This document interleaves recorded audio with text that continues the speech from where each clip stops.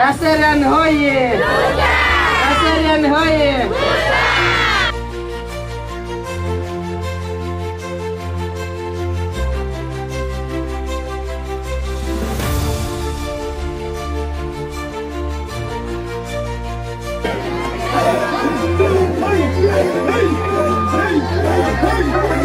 Kwa hiyo nawashukuru sana kwa sababu tumepata huyu mfadhili wetu wakashikana na mama wetu wachane, ndio maana tumepata hii miradi ya Nzara.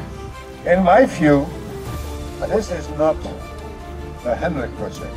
It is a Kasemeni community-owned project. Kwanza nataka niwashukuru watu wa Naserian kwa sababu unaweza pata mfadhili na ukakosa kushirikiana na yeye.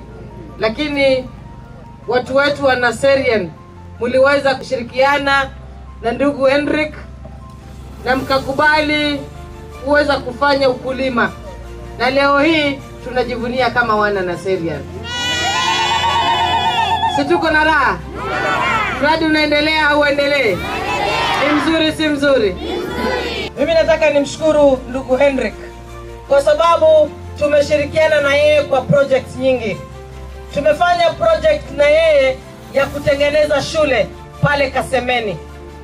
Tukafanya tena project ya kutengeneza shule pale Mzuri. Tukatengeneza na yeye dom pale Banga Kinango. Na sasa hivi yuko hapa Naserian. Na tena pale Kasemeni tena pia ametengeneza shamba nyingine pale. Kwa hivyo yeye ni mfadhili mzuri ambaye tunafanya naye kazi kwa karibu. Nyinyi watu wa Naserian, the other time nilipokuja mniniuliza mnataka shule ya chekechea. Si hivyo? Si mliniomba shule? Sasa I spoke to my good friend Hendrik and he promised me that he'll come back to do an ECD in Naserian. Na niwashukuru watu wa Kasemeni kwa kuletewa mradi na mkaukubali na mkaushikilia vizuri.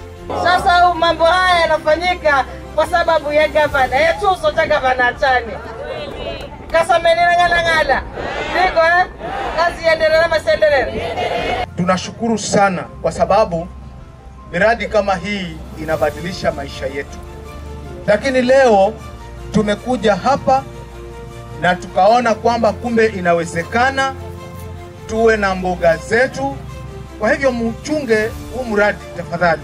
Kuonaze achaniko wala nafasi sambia tuanaza kila mtu naenza agure mkono mai. Maneno kana Hendrik. Na mimi naomba nimshukuru sana gavana kwa sababu yo kazi naendeka kaende. Ono mayone dima kaidima.